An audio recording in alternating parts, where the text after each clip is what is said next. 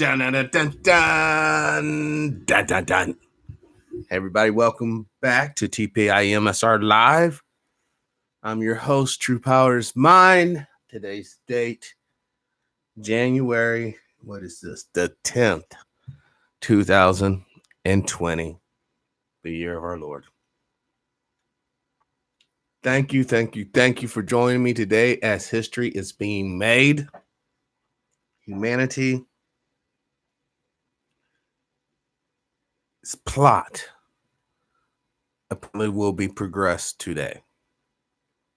A lot of exciting things happening in the news.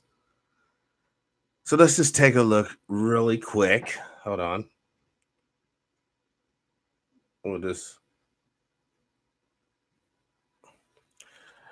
Record Americans working. Job growth slows.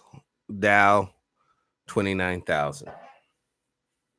We all should be aware, of course, the new quarter, new year, things are going to slow down because, well, Christmas and Thanksgiving and all that good stuff is over, primarily Christmas. Now, I know Kwanzaa and Hanukkah, you know, they get a couple of dollars rolling in, but nothing like what the Christian spends for Christmas. All right.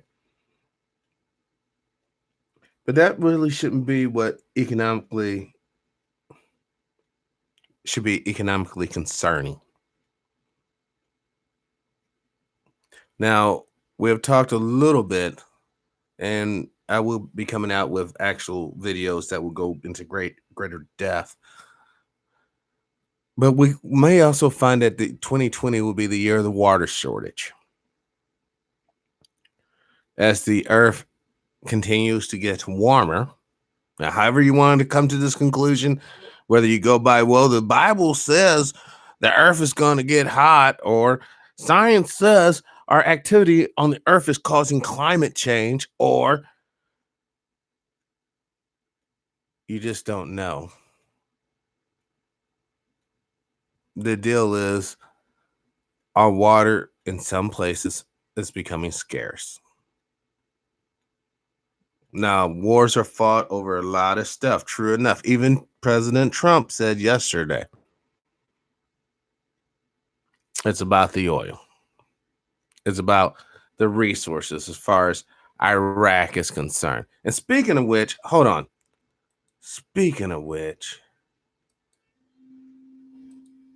Hold on, y'all.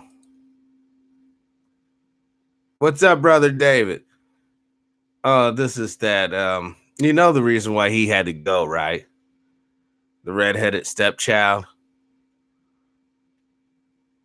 The queen is a little more, let's just say, hip than I think people give her credit for. She wants her family to be a certain way. That's, I don't even want to go into why Diana had to go. That's none of my business nor concern. That's literally none of my concern. Hold on. Let me get to this. There it is, right here.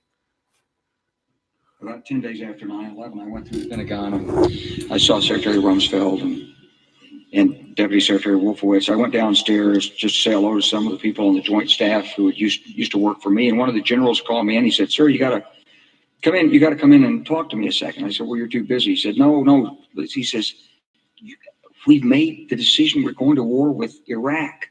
This was on or about the 20th of September. I said, "We're going to war with Iraq. Why?" He said, "I don't know." He said, "I guess they don't know what else to do."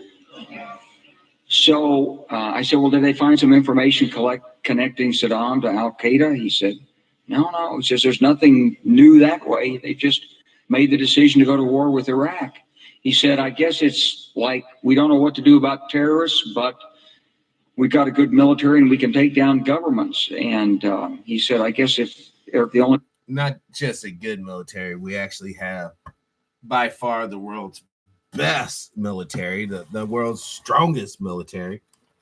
As long as we don't have some sort of plague to wipe out our numbers, and the way we have robots now, even that may neutralize the effect of plagues. But this idea of Iraq, or not Iraq, but Iran being in the crosshairs, I don't know if he goes in it on this particular, but it goes back to the banking. Iran is one of the well, it's one of the countries that need to come in underneath the true global banking situation. Just like Libya, now both these places have oil, and oil could be, used as the catalyst, but the real deal is what? It is the money. I don't care what your country produces or generates, as long as you're using this currency or that currency, that's what ultimately matters.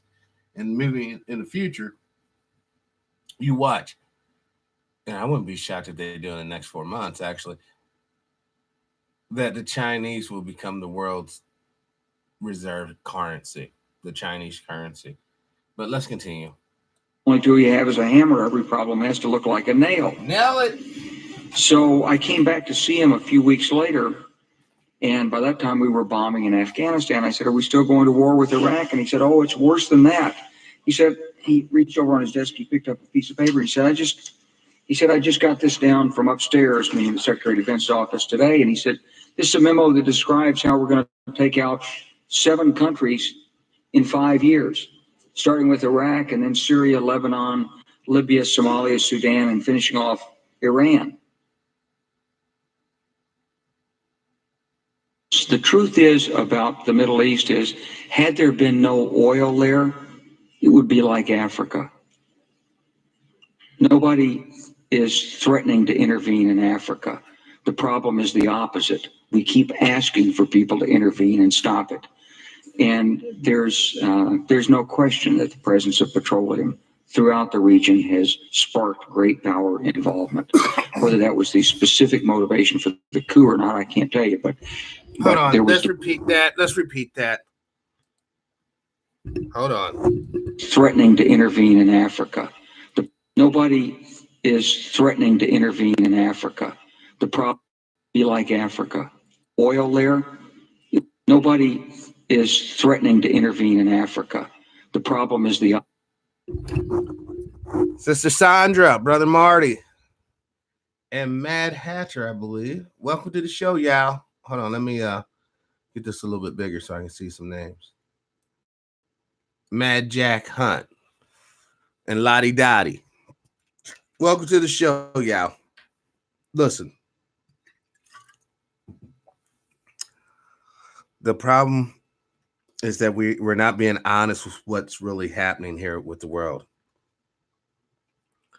It should be crystal clear now that the reason why we have such strife is to ensure, let's be PC about it, European colonial powers throughout the world. We're looking at a situation where, yes, we'll say we're going in for this or we're going in for that, but we're really going there to ensure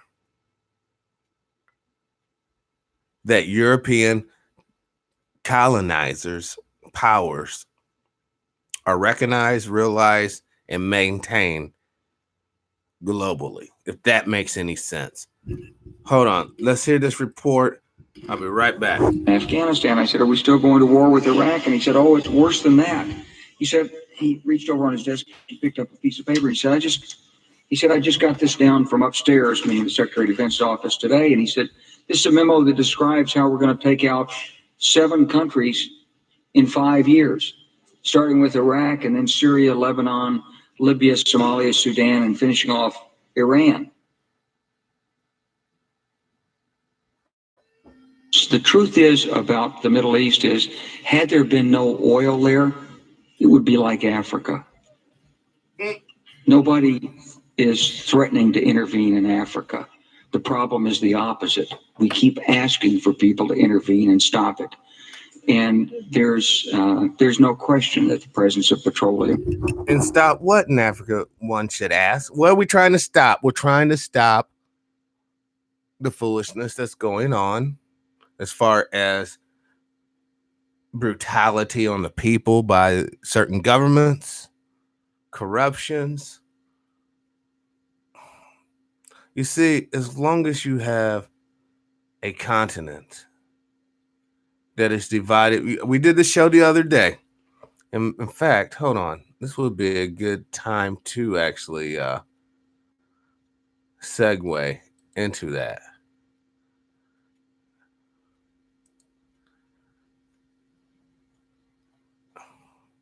The problems with Africa. Because that's why it's so important to get this development banking thing in motion.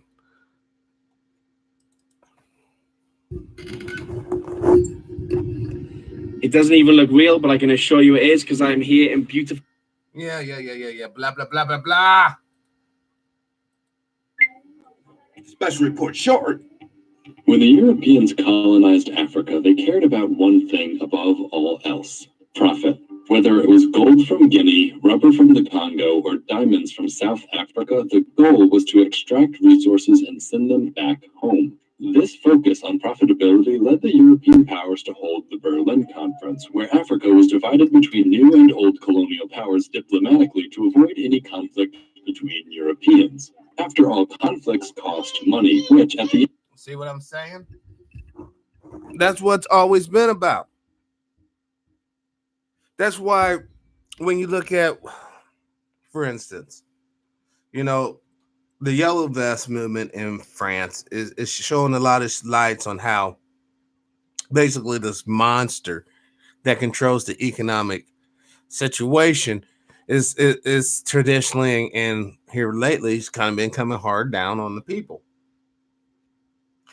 But no one's talking about where does the beast draw its strength. It gets its profit, its value by taking shit damn near for free out of Kemet, whipping up some sort of product with it and selling it at top dollar. That's where the value comes, where you can flip and flop that. And it's not going to stop. And guess what? If you go too far into that, you end up blowing up when you start up your car. You end up having mysterious heart attacks. You end up finding yourself in videos doing illicit things with weird people. That's when your life is basically forfeited. See, you could talk about poor people. You can talk about black people. You can talk about Aboriginal folks with no power. You can do all that and then some. But the moment you point the finger at the true criminal, at the real thug, then yeah, that's when you and your finger end up like Jimmy Hoffa. Where is he at? Where is he at? Exactly. That's the point. I want to jump over here real quick. Impeachment trial soon. Iran uses bulldozers to clear plane crash site. Highly likely shot down. All right. I do want to have a moment. Hold on. Let's have a moment of silence, everybody, please. For all the victims in Kemet and all the victims in the plane crash and all the victims all over the world the past 24 hours. Can we have a moment of silence, y'all?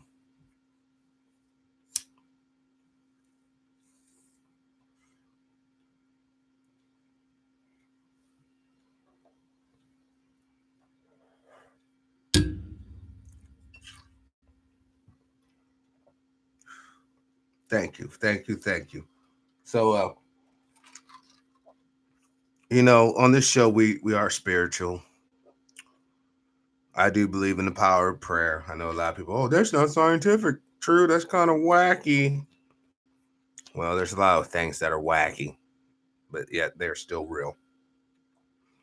One of the most wackiest things is our relationship since the 80s, or not 80s, 70s with China. But It goes back to having to have a real boogeyman, someone that you can justify spending all that money. No hoses, no mask, just sleep. Wow.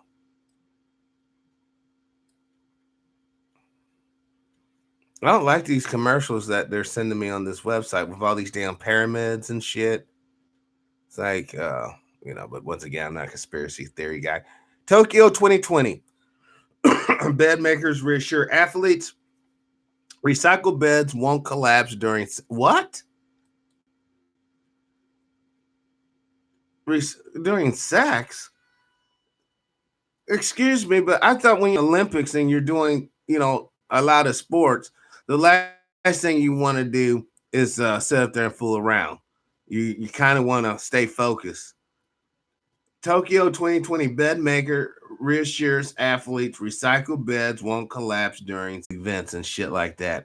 Come on, let's start this up. High-speed internet. Strikes again.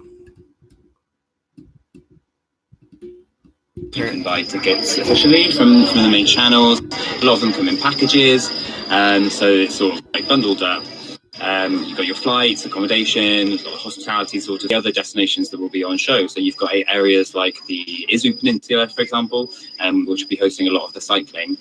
And then baseball, which is making its sort of premiere at the 2020 Games of that region.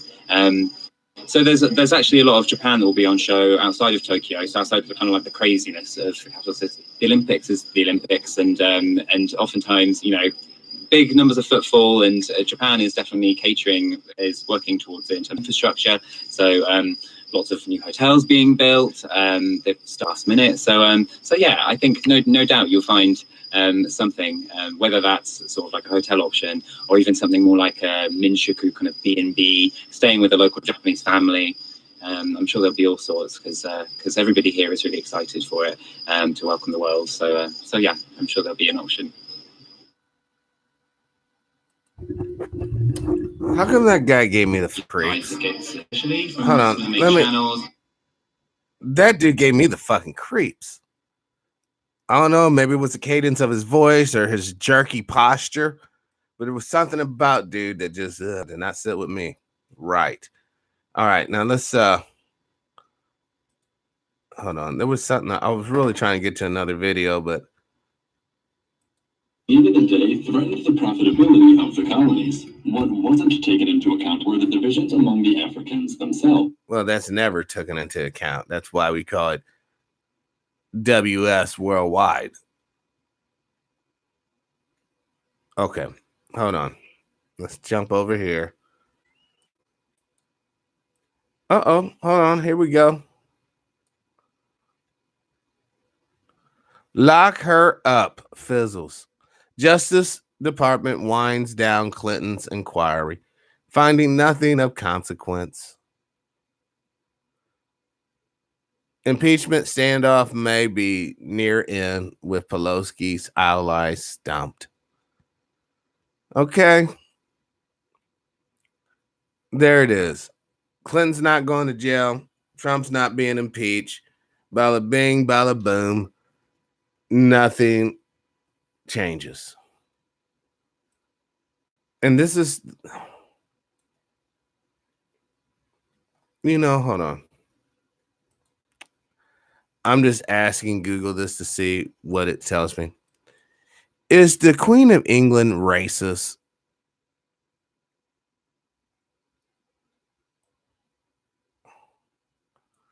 Brits is still racist. It's still very racist. All right.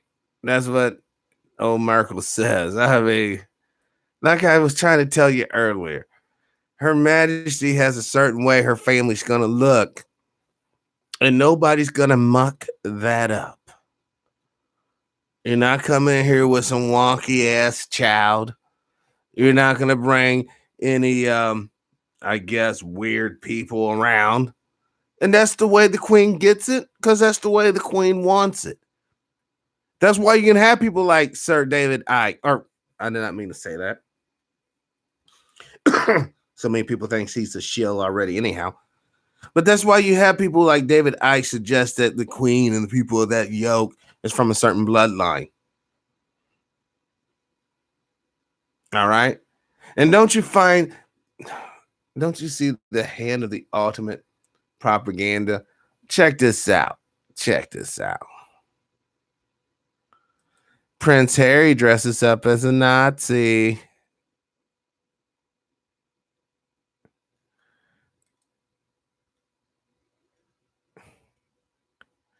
I'm cool. I'm rosy cheek. Look like someone smacked shit out of him. Hell, that could be one of his uncle's deals. But, he went from a Nazi, right, to Prince Harry marries black woman. To Mr. Tolerant. You know what I'm saying? John. Don't you see what's happening? And now, after all this goes down, he's like, I'm going to leave. Me and her, we're just going to roll out. We're going to roll out to Hollywood. Of course, he's going to fit in more as a Nazi in Hollywood than as Mr. Kumbaya, which is beautiful. You know what? Look, if they want to do that, that's on them. But let's not trick ourselves or fool ourselves to what's really going on. It goes back to this. The European powers to hold the Berlin Conference, where Africa was divided between new and old colonial powers diplomatically to avoid any conflict between Europeans.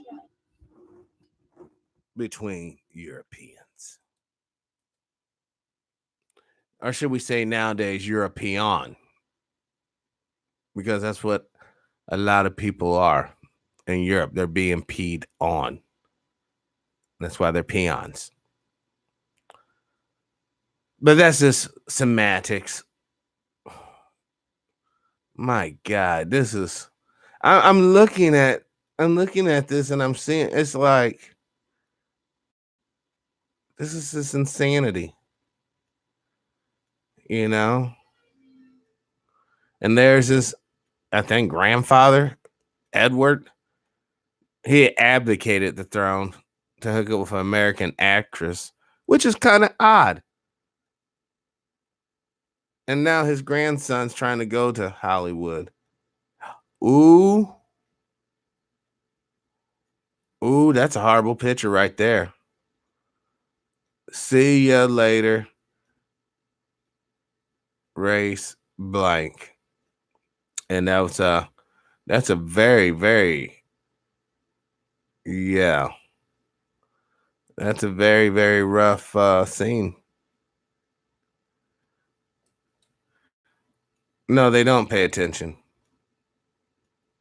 They don't pay attention at all to the detail. See, there's a lot of people out there that basically still subscribes to this whole, Nazi in the closet business. And think about it. This dude grew up, Sandra. He grew up in the real power of all that. His mama, or his grandmama, rather, the richest person on the earth, can make straight moves. Your Majesty, we have a little problem. Well, what is it, Jeeves? Well, they want to do that. Crush them.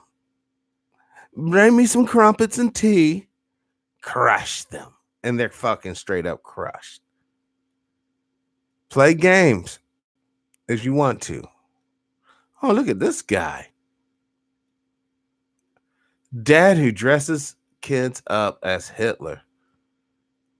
Wow, this dude's running around here like he has medals. And he's a SS guy. Wow, that's pretty rough, man. I don't know what country that's in. Dad forced to apologize after this shit comes out, I'm sure. But at least he's letting you know what time it is with him. He's not hiding that shit, is he? He's flaunting it, unrepentant. That's apparently what everyone loves. Unrepentance douchebags. And there's the mom. For those who are young and don't know, this is Prince Harry's mother. Her name was Princess Diana. And his father, Prince Charles. This was been back in the 80s. I remember seeing their wedding on TV. It was such a big deal. Back then, cable wasn't really a big thing yet. Internet wasn't even in existence. But she died. You see, kids, this one here died.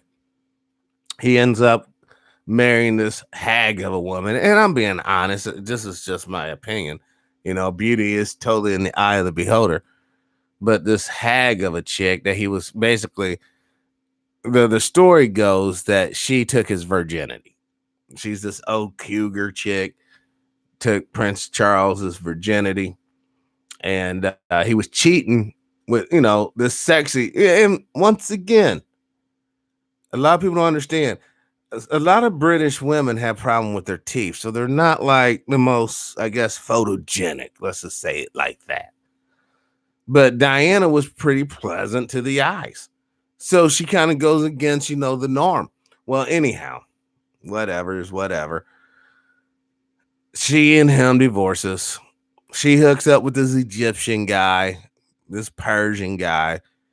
And basically, they said that she was basically pregnant. And she didn't make it, dude. She died in France, actually. All right. Man, this is some weird pictures just popping up. Worst wedding ever. Oh my God. They got a lot of Nazis with Harry here. Bam, killed. We can't really say that, Sister Sandra, even though I just said that. We can't really say that for legal reasons, But I think you and I understand exactly what happened. I think the whole world, once they listen to this particular broadcast and they hear the way we're breaking it down, I think they will basically understand exactly what happened. And I think you'll see why it's time to say bye-bye. Bye-bye. I mean, could you picture pissing off the most powerful person in the world? Could you imagine that? Every time they go to breakfast, the queen is just losing her shit. Why is this little beep? I want to go on Jeeps. Yes, Mom.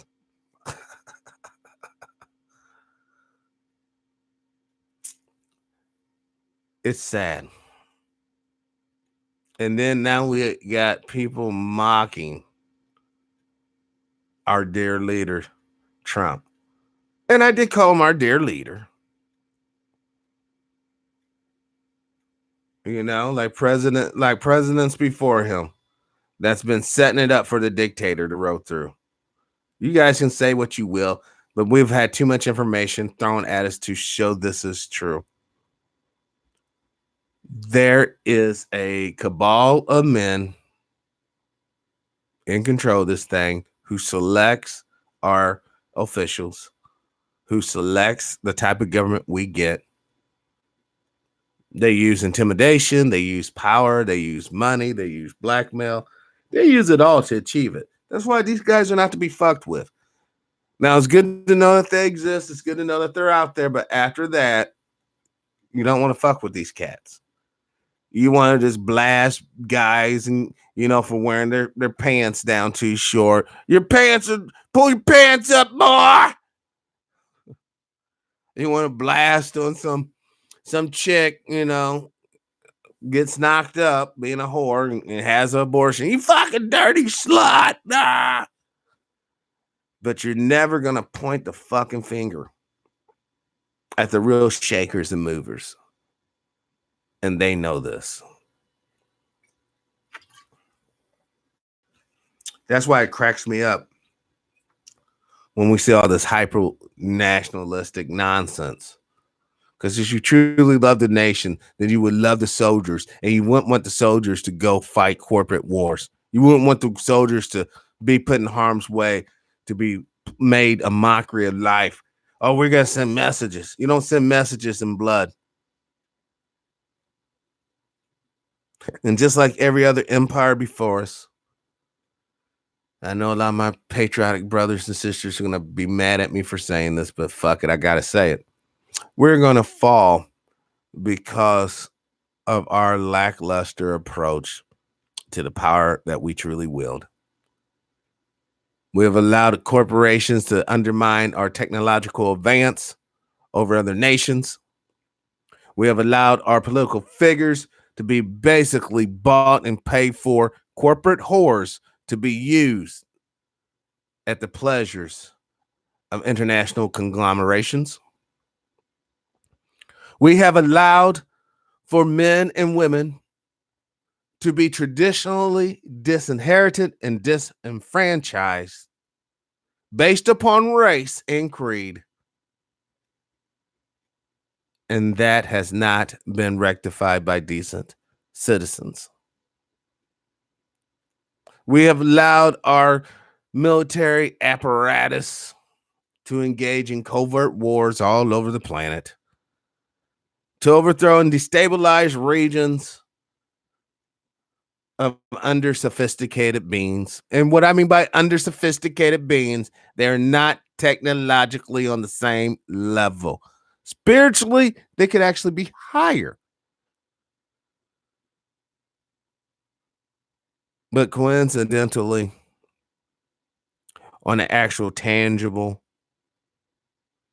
scientifically provable reality, they fall short of where technologically this society is.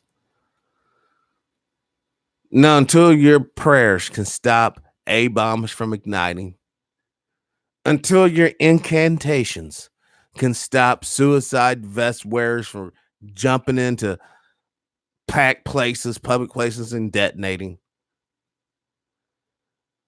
until your sacrifices of blood and money could stop the next biological weapons producer to not make the plague or the next bioweapon that will injure and kill other human beings, then we might not want to go down the spiritual course just yet. We might want to go down the science, technology,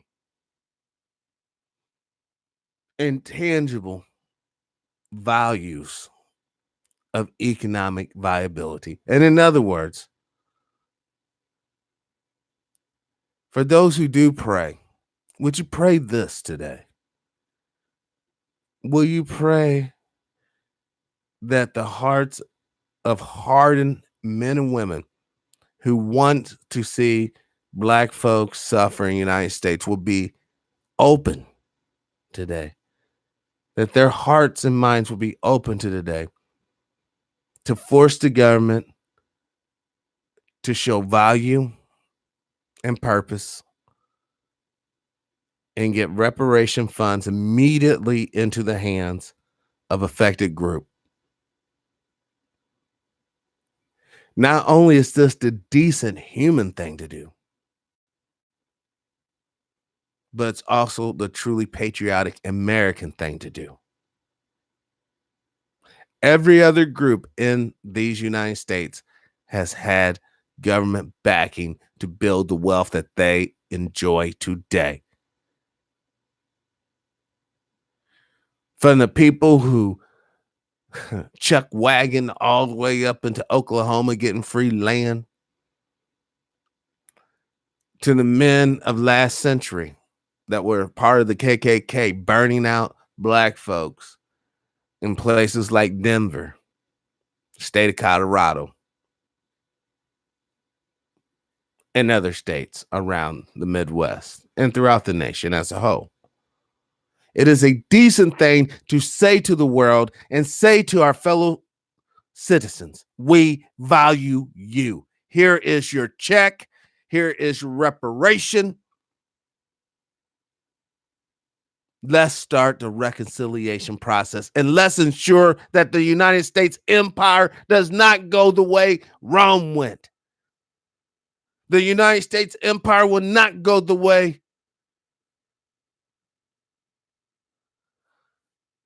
the Japanese or German empire went. Because that's the trajectory we are headed down right now, my friends. If we do not change tack, if we do not change directions, there's only but one conclusion, and it's always the shedding of the unvalued blood. It is always liquidation of the useless eaters.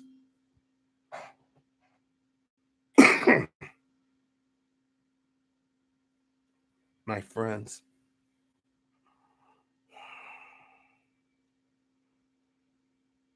the dawn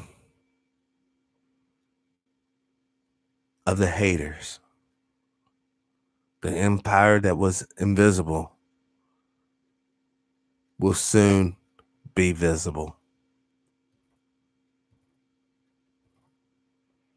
And those of you who do not want to understand that, don't want to acknowledge that, are just going to be MacGuffins. Not just any old type of MacGuffins. Might as well be called human pawn sacrifice MacGuffins. And those of you right now who hears my voice, please share this video.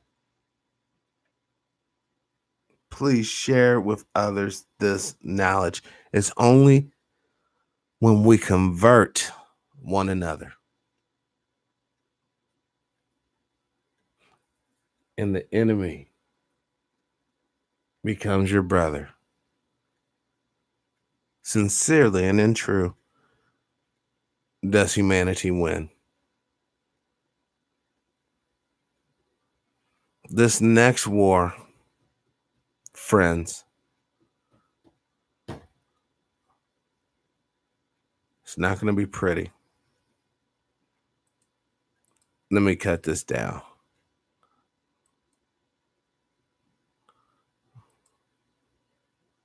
Hold on.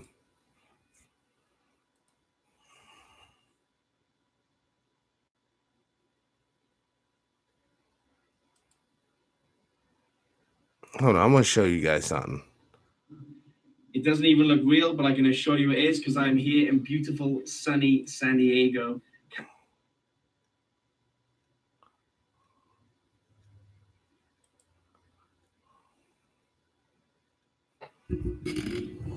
Happy Thursday, everybody. Another Camping with Steve adventure. We're just out at Elk Island National Park, right outside Edmonton. We're going to set up here. I was going to go a little bit further this week. I had a project to do, but there is a news crew coming out to film me today for a spot on the local news. So we had to be somewhere relatively close to the city. Anyway, you know the drill. We're going to get this tent set up. We got the ice fishing hut, and we will get hunkering down in a moment. All right. The ground is pretty clear here, which is a good thing because we didn't bring a shovel, because we always forget something, right? But not a problem.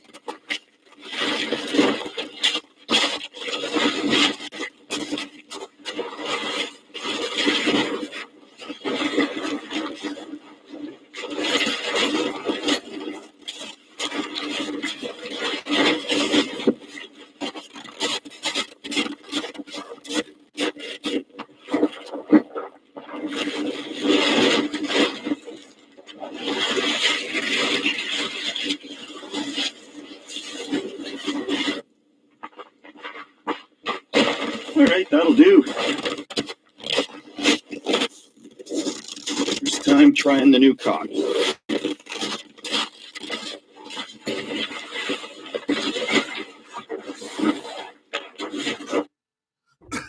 Well, welcome to the show, Duchess. Glad you made it. Well, the topic was ultimately it was trying to get people to do the decent thing to save the United States empire. But because that's not going to happen, I thought it would be wise to show people how to basically survive in winter environments. You know, now we might not have to worry about it because spring is coming up and summer's coming up, and then winter will return.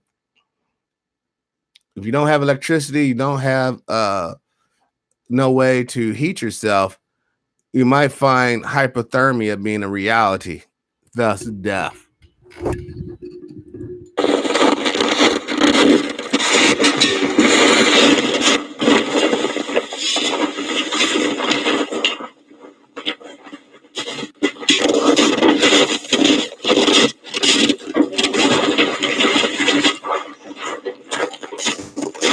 Boondocking documentary. Yeah, it's good to be back, Steve. Here in Elk Island National Park. Yeah. Haven't seen any wildlife yet.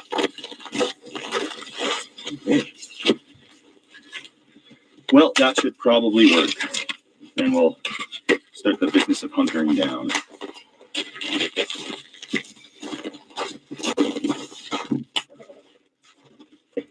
So, fire's going.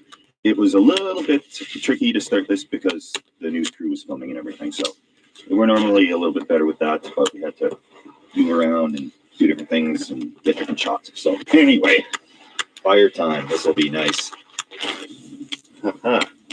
So with the paparazzi gone and a roaring fire, it's time to move on to more pressing issues. Step 2. Today is Brew House. It's affordable, and I don't mind the taste. So, not too bad. And the more obscure, the better. Is everything you're doing legal? There is an element of gray area there. An Edmonton camper with a major online following. People that are watching them from Australia, United Kingdom, all over the world. That's just amazed. Here in the tent, we've been actually waiting for the news broadcast to come up. So we haven't done a lot of exploring. We were kind of curious, but the news broadcast did come up, and it was nice to watch. So the tent here, we've got our propane cylinders over here. We are really pushing the limits on how much propane we've got here, and I don't think there's much.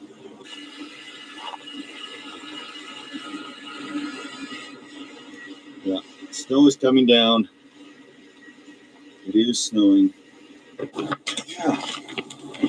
It's colder than spit. It's a lot colder than I thought it would be. And it's snowing more than I thought it would be. Yeah, shake off a chair. No. It's covered in snow. There you go. So, we were going to cook on here. It looks like we're going to hit the ice shack again because it's way too cold out here. Welcome, Sister Janice. And we're budgeting our propane. We don't know how much propane we actually have left. So things are going to be interesting, but that's kind of what makes it exciting and fun. It's an adventure. Let's get back. Cold adventure. Cold adventure. We're going to get back in, and maybe we'll watch the newscast again because that was fun to watch. But yeah, then we're going to cook some food because this is way too cold, guys. Yeah, me too. Out of here. And if you're ever camping in the snow for some reason, I leave the chairs like this so they don't get too much snow on them, and my fingers are freezing. So back into the shack. Yeah, back in the shack for sure. We are dealing with some major frost and cold here, which is kind of the way it goes. But we got a heater. We got the lantern going for a little bit of extra light. And we have Smokey's cooking. So that's awesome.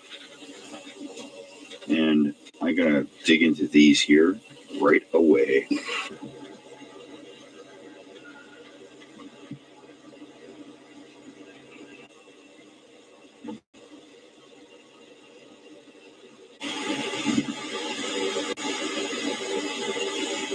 It is time to actually eat something and get to bed as quick as possible.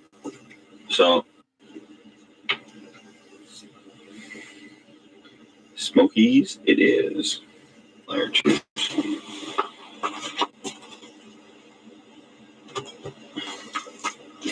Yes. I just want to remind you guys, most of you guys won't be in such a good condition. This is like top notch. That would be a luxury for most of you. Most of the people are going to try to kick in their cars for the doors lock up on them and shit like that. You have to be prepared.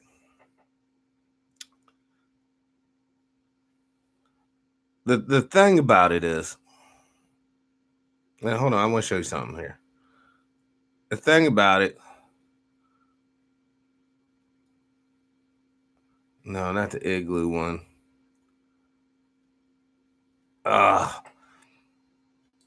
This guy has support from all over the world. You know, they fund the tent, they fund all that shit that he does. Not now pocket. I mean, he literally goes out and actually does the stuff, you know, hunt, or not hunt, but camp, like stealthily in the cities. He'll find some little secluded spot in the middle of Edmonton, Canada, go in there and camp out. People support that because they see value in what he's doing. The reason why I said that people do not see value in melanated men and women in North America is because the same type of funding will not come down and will not go directly to people. It'll always go to some corrupt, debased group or conference or situation that has to then divide out. No, it needs to go directly to the individual. And that will begin the reconciliation process. Art Creation, welcome to the show. Because, see, here's something. Hold on. Let me go. How come I can't? Oh, there it is.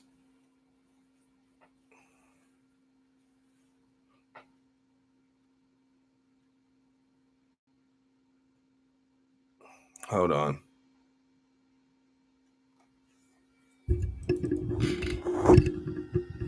And how connected you are in this country. People talk about believing sometimes when you work and she adopted a listening to the survivors of sex. Now, we're going to hear from basically Woody Harold, or not Harold, but Woody Allen. Now, for you younger people, Woody Allen was this freak. He was a troll of a man back in the day. You know, he basically screwed around with his kids and shit. And this is one of his kids talking about that. Apparently, one of his kids that made it. So it's really whack, but listen to it. Sexual assault by looking inward. His own sister, Dylan, has accused their father, Woody Allen, of assaulting her when she was a child. Pharaoh's latest book is Catch and Kill. I get asked a lot how. Yeah, he's a fag. I mean, that's neither here nor there, and that might not even be the case. I'm not for sure, but he just comes across as one. But this goes back to remember, why do you think all these rich people are grabbing up all these black children and Eastern European children, the poor kids? It's because they're doing straight up sexual things to these kids. That's what it's all about. That's what it's always been about. Listen. Oh, you create a safe space for sources as an investigative reporter. The answer is it's really down to the bravery of the sources. You are at the mercy of a person deciding whether to do an incredibly personal, incredibly difficult thing, and you can't rush that. My mom taught me integrity. She adopted all these kids with special needs, and I grew up in a family with people the world left behind. No. The world of white supremacy left these folks behind. The world of white supremacy disenfranchised these children's people to the point that they cannot take care of these children. Why don't we say it like it really is? But no, we can't. Because of the bullshit. Yeah, we're doing a step 2 over here. Burton's. And I'm fired up. In my siblings, I understood a little bit about what it's like to have painful conversations about hard truths. Certainly in the case of the Weinstein story, I was able to, for instance, call my sister who raised an accusation of sexual assault in her own life and say, what is that process like? What can I do to empower these sources? As a reporter, you never want to be the story. But sometimes when you work on a story for a long time, it inevitably becomes personal. I mean, I've, worked on a story where I lost my job, where my whole future career path changed. Reporters get legal threats in this country. They do get honeypots sent after them and blackmail efforts and fake sources using false identities. There is a whole underworld just waiting to bubble up to the surface of illicit tactics used to shut down reporters. For all the symbolism of Harvey Weinstein walking off in cuffs, the reality is that is an example of a powerful and wealthy person who posted $1 million bail and continued to live comfortably in lavish homes. He just sounds jealous like a motherfucker about that, but that's the reality. See, us black folks, we already know this. But it's when our, I guess, European brothers and sisters get their Negro wake-up call or their peon wake-up call or their insignificant wake-up call. That's when they run back to traditional hate groups such as the Klan and others. You see, the problem is when we play the game of hate, everybody comes against us and annihilates us. Even people within us come against us and annihilates us. So I elect not to bang my head against that wall and go a different route. One of true inclusion, one of true unity. Deal with the haters before they deal with you. Embrace peace, embrace justice, and embrace prosperity. Work will still have to get done. The only thing that needs to change is the motivation to get said work done. Instead of the motivation being you will be homeless in a scumbucket dying in filth and squalor, it could be, wow, you were one of the ones who was fortunate enough to work on this project. That was a top-notch project. You guys did a great job. The adulation of others is a great motivation as well. But we don't want to go that route because it's unreliable. And let's face it. Making sure all you wage slaves wake up, put those damn boots on, and go whistling off to work. I guess that in itself justifies the means they use to facilitate that. Let's continue. And there may yet be accountability in that case, but it was yet another illustration of the way in which the criminal justice system is very different depending on how wealthy and how connected you are in this country. People talk about believing all survivors, and that's never been my philosophy. I don't think we should automatically believe survivors of sexual violence, but I do think we need to listen to them. I really got to see in my own life how my sister, who had a claim of sexual violence against a powerful guy, ran headlong. How come he didn't say, my sister had a powerful accusation against my dad? He won't say that.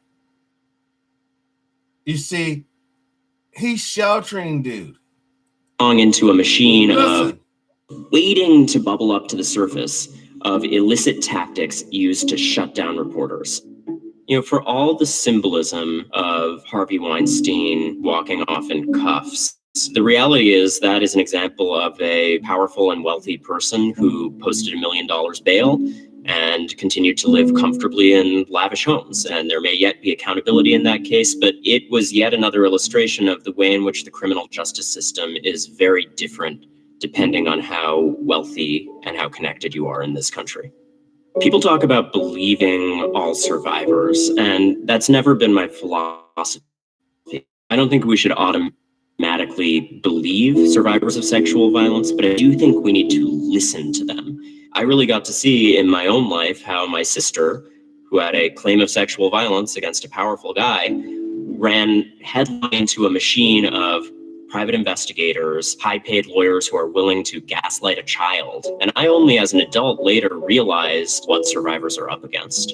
I once was one of those guys proximate to a woman with a claim like this saying, why don't you just shut up about it? It would be so much easier for you. Why are you bringing all the grief upon you, upon the family? She'd say, you don't understand. This is something I live with every day, and I'm being a powerful man. In the end, I came to realize that she was right. When you look at the high-profile, high-paid lawyers who shielded Harvey Weinstein for the years and continue his predation, when you look at the public relations operatives who have shielded people like Harvey Weinstein, Bill Cosby, Woody Allen, they're doing something that is incredibly... Now, you notice he kept silent about Jeffrey Epstein.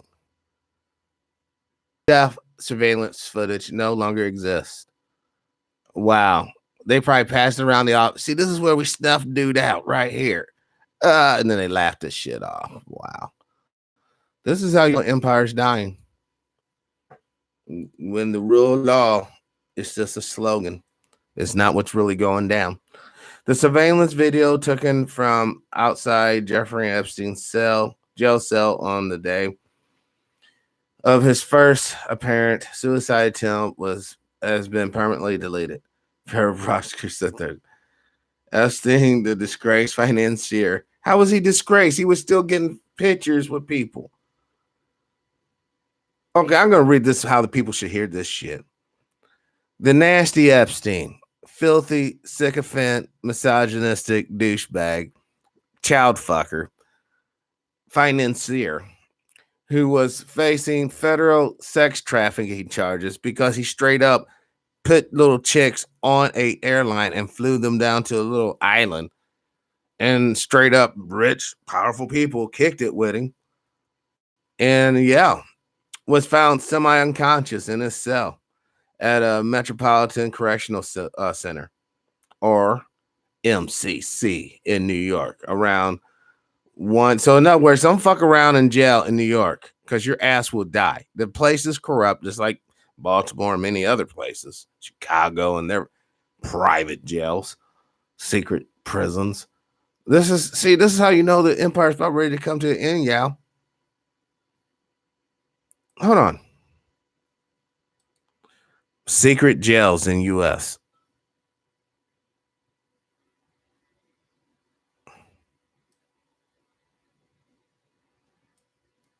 Secret prisons. We're just going to copy this real quick. All right. We're just going to jump over here. Because I want, and I want clarification for myself. If there is some shit like this operating, we're going to catch a video here real quick. And by no means is this considered research, yeah. Researchers, I always get that bullshit in my fucking email. Dude, what you do is not research. Got it, man. Yeah, I don't have a library card. I'm not going fucking around. So, yeah. Let's hear what this guy has to say. I'm Christina, and I'm from Monroe, New York. Oh, God. Yeah, Christina, shut the fuck up. Okay. Do when no one is watching are precisely the stories that we need to tell. That's why I began investigating the most secretive and experimental prison units in the United States for so-called second-tier terrorists. The government calls these units Communications Management Units, or CMUs. Prisoners and guards call them Little Guantanamo. They are islands unto themselves. But unlike Gitmo, they exist right here, at home, floating within larger federal prisons.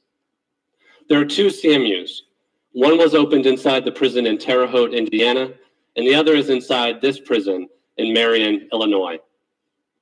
Neither of them underwent the formal review process that is required by law when they were opened. CMU prisoners have all been convicted of crimes. Some of their cases are questionable, and some involve threats and violence. I'm not here to argue the guilt or innocence of any prisoner. I'm here because, as Supreme Court Justice Thurgood Marshall said, when the prison gates slam shut, prisoners do not lose their human quality. Every prisoner I've interviewed has said there are 3 flecks of light in the darkness of prison: phone calls, letters, and visits from family.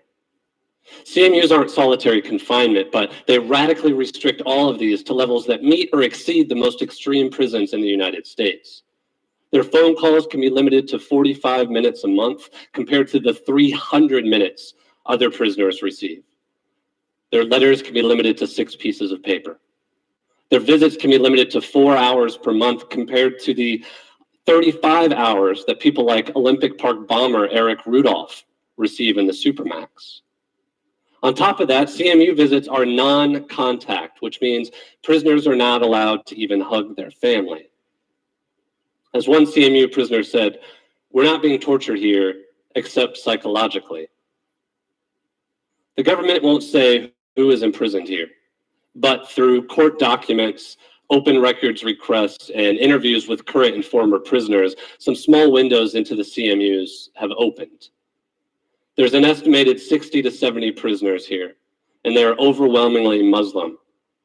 They include people like Dr. Rafil Dafir, who violated the economic sanctions on Iraq by sending medical supplies for the children there. They've included people like Yassin Arif. Arif and his family fled to New York from Saddam Hussein's Iraq as refugees.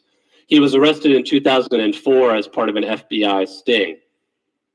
Arif is an imam, and he was asked to bear witness to a loan, which is a tradition in Islamic culture.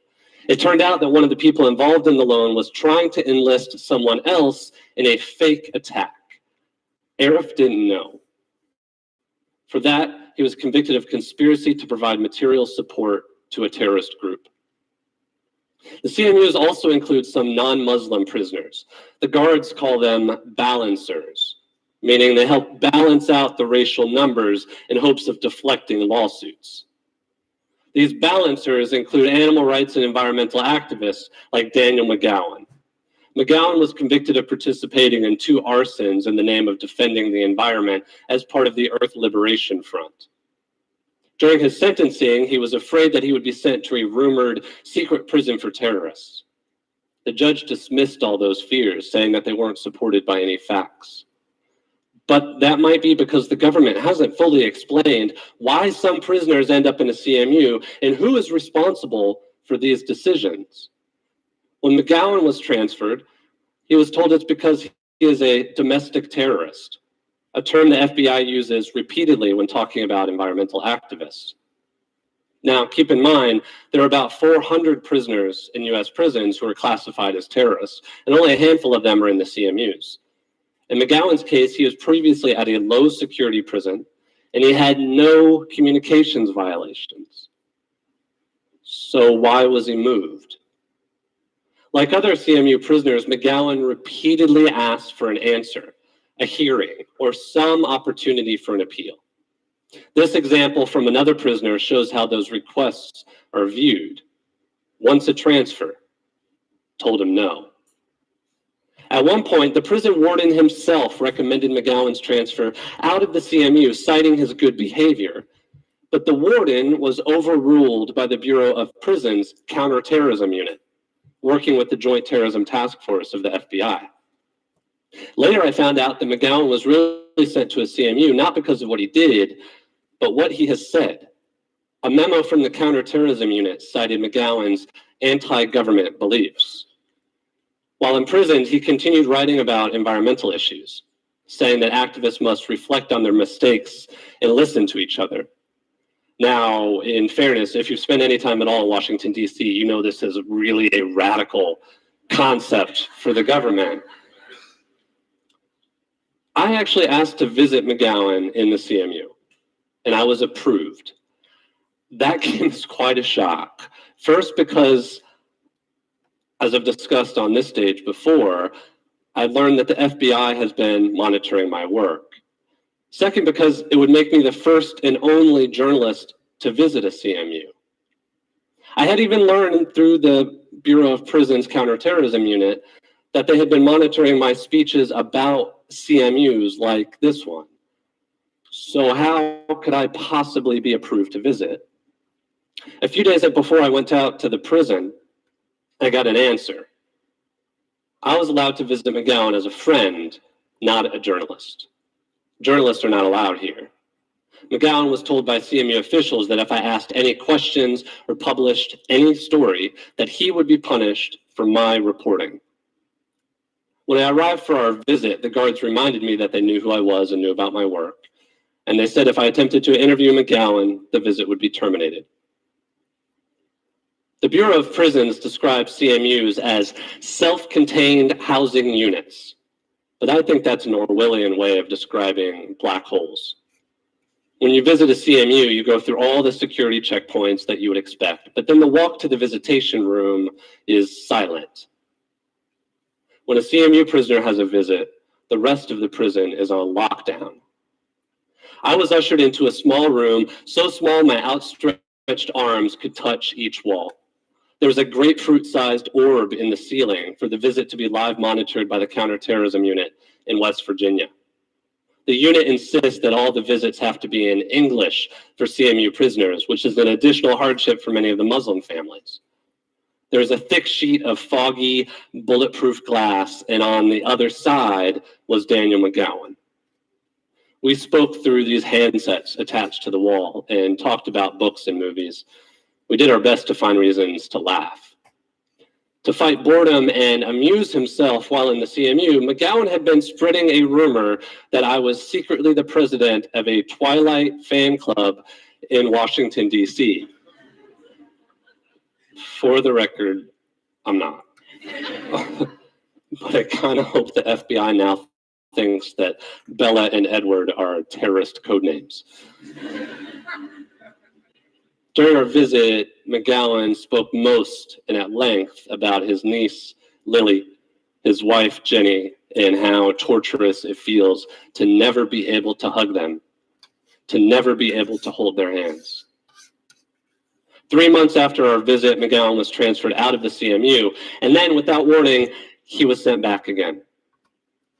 I had published leaked CMU documents on my website, and the Counterterrorism Unit said that McGowan had called his wife and asked her to mail them. He wanted to see what the government was saying about him, and for that, he was sent back to the CMU. When he was finally released at the end of his sentence, his story got even more Kafkaesque.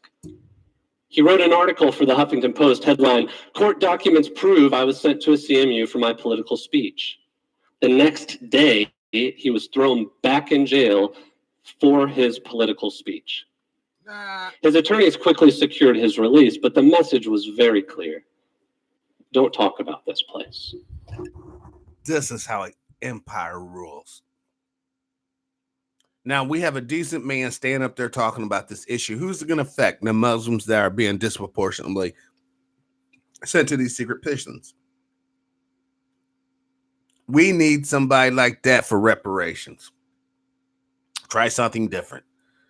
Decent guy stands up with all the facts and figures. Isn't there one already out there, Tim Wise? He ain't gonna do that shit, is he? Let's quit playing. Let's continue. Today, 9 years after they were opened by the Bush administration, the government is codifying how and why CMUs were created. According to the Bureau of Prisons, they are for prisoners with, quote, inspirational significance. I think that is a very nice way of saying these are political prisons for political prisoners. Prisoners are sent to a CMU because of their race, their religion, or their political beliefs. Now, if you think that characterization is too strong, just look at some of the government's own documents. When some of McGowan's mail was rejected by the CMU, the sender was told it's because the letters were intended for political prisoners. When another prisoner, animal rights activist Andy Stepanian, was sent to a CMU, it was because of his anti-government and anti-corporate views. Now, I know all of this may be hard to believe, that it's happening right now and in the United States. But the unknown reality is that the US has a dark history of disproportionately punishing people because of their political beliefs. In the 1960s, before Marion was home to the CMU, it was home to the notorious Control Unit. Prisoners were locked down in solitary for 22 hours a day. The warden said the unit was to, quote, control revolutionary attitudes. In the 1980s, another experiment called the Lexington High Security Unit held women connected to the Weather Underground, Black liberation, and Puerto Rican independence struggles. The prison radically restricted communication and used sleep deprivation and constant light for so-called ideological conversion. Those prisons were eventually shut down, but only through the campaigning of religious groups and human rights advocates like Amnesty International. Today, civil rights lawyers with the Center for Constitutional Rights are challenging CMUs in court for depriving prisoners of their due process rights and for retaliating against them for their protected political and religious speech. Many of these documents would have never come to light without this lawsuit. The message of these groups, and my message for you today, is that we must bear witness to what is being done to these prisoners. Their treatment is a reflection of the values held beyond prison walls. This story is not just about prisoners, it is about us. It is about our own commitment to human rights. It is about whether we will choose to stop repeating the mistakes of our past. If we don't listen to what Father Berrigan described as the stories of the dead, they will soon become the stories of ourselves. Thank you.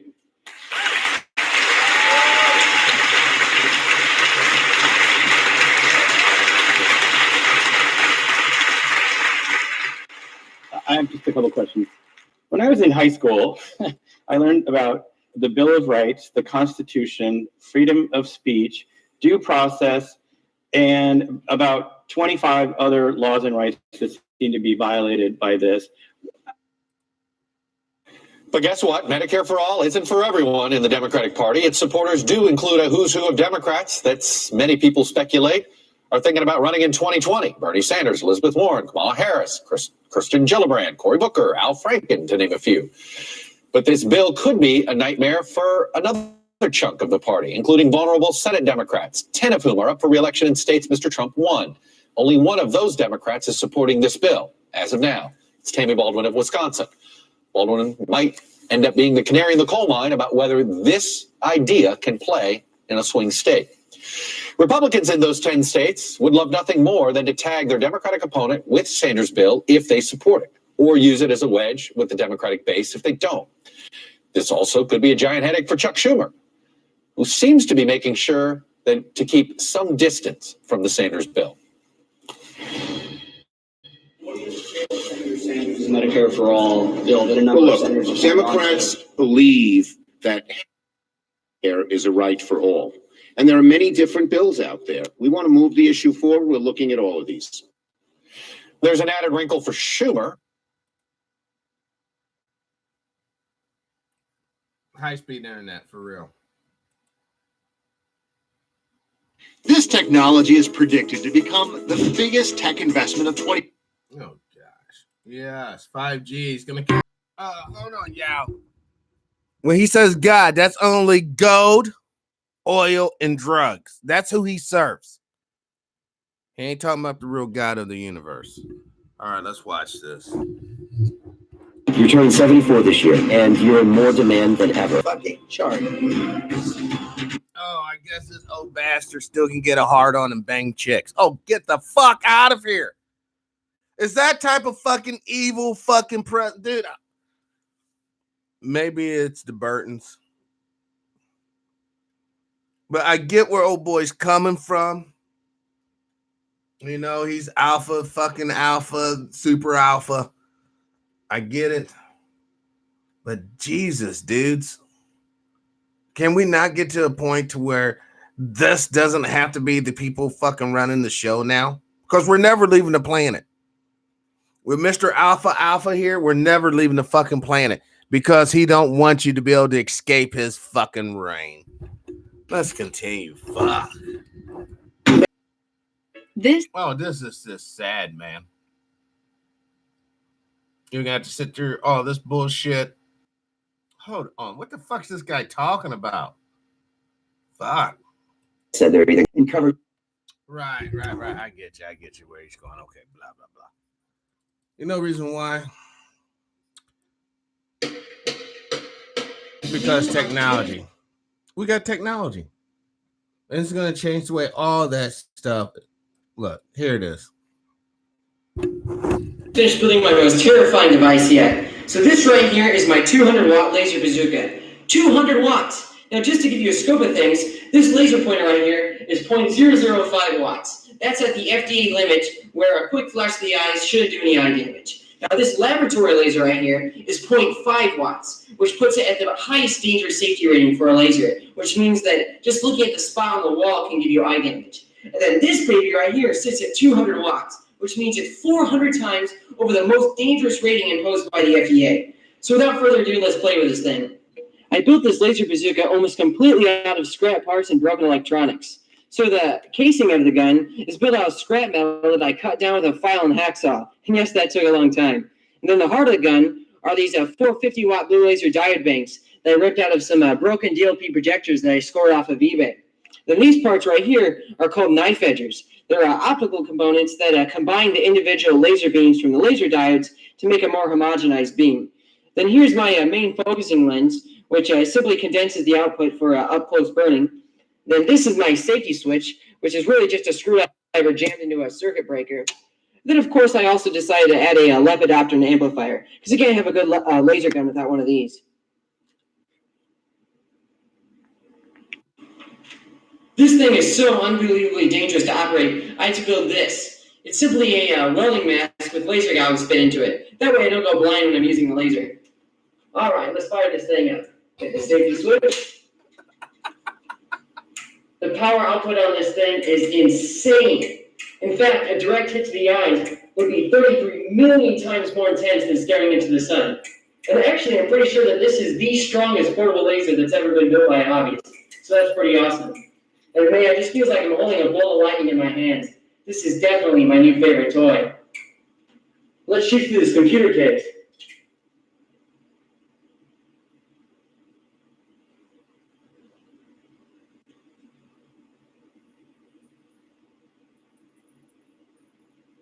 The sad thing is, Titanium infused gunpowder.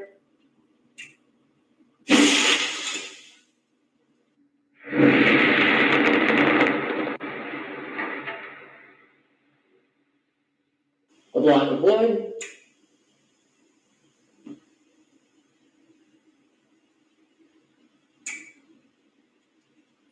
Barium flare mix.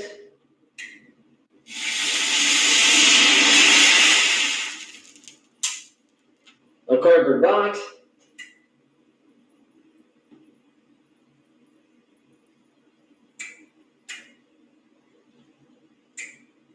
And finally, some balloons.